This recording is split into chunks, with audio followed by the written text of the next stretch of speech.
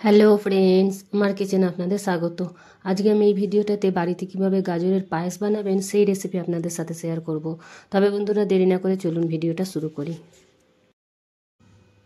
সব থেকে আগে এখানে আমি 3টে গাজর খুব সুন্দর করে ধুয়ে নিয়েছি। ধুয়ে এবার যে ওপরের যে শক্ত অংশটা হয় সেটা কেটে ফেলে দেবো, দিয়ে এগুলোকে ছিলে নেব।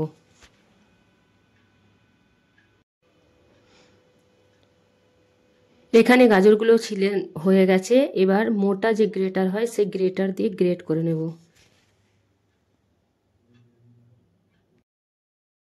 এখানে আমি সবকটা গাজর কি মোটা মোটা গ্রেট করে নিয়েছি, দেখতেই পাচ্ছেন। এখানে একটু মোটা মোটা করতে হবে, গ্রেট করতে হবে। আর এখানে বাসমতি চাল 3-4 ঘন্টার জন্য ভিজিয়ে রেখেছিলাম। এখানে আমি 3 চামচ বাসমতি চাল নিয়ে নিয়েছি। এগুলো মিক্সার মেশিনে একটু মোটা মোটা করে পিষে নেব। দেখতেই পাচ্ছেন এইভাবে একটু মোটা মোটা মতো পিষতে হবে। দেখতেই পাচ্ছেন বেশি একদম। এদিকে একটা কড়া নিয়ে নিয়েছি, এতে আমি 2 চামচ দেশি ঘি দিয়ে নেব। আর কিছু ড্রাই ফ্রুটস কেটে রেখেছি, সেগুলো খুব সুন্দর করে ভেজে নেব। যেমন দিয়েছি একটু শুকনো নারকেল, কাজু আর বাদাম। এগুলো ভাজা হয়ে গেছে, এবার তুলে নেব এগুলোকে।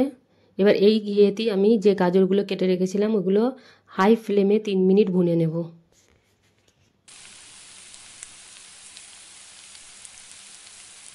হাই ফ্লেমে 3 মিনিট রেখে দিয়েছিলাম। তারপর আমি এতে 1 লিটার দুধ দিয়ে দেব।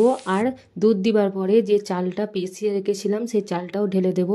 দিয়ে এবার আমি দুধটাকে একদম শুকনো করে নেব। দেখতেই পাচ্ছেন বন্ধুরা, প্রায় দুধটা অর্ধেক শুকনো হয়ে গেছে। এই স্টেজে এবার আমি 5 চামচ চিনি এতে দিয়ে দেব। এখানে আমি বেশি চিনি ব্যবহার করছি না, 5 চামচ চিনি ব্যবহার করব। আর দিয়ে দেবো এতে। আর এতে দিয়ে দেবো একটু এলাইচি পিসা। এলাইচি পিসা দিলে খুশবু আসে। এগুলোকে এখনও আমাদেরকে দুধটাকে শুকনো করতে হবে।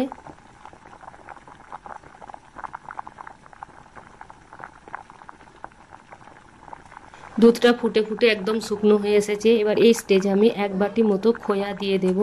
আর যে ড্রাই ফ্রুটসগুলো ভেজে রেখেছিলাম সেগুলো দিয়ে সুন্দর করে মিক্স করে নেব।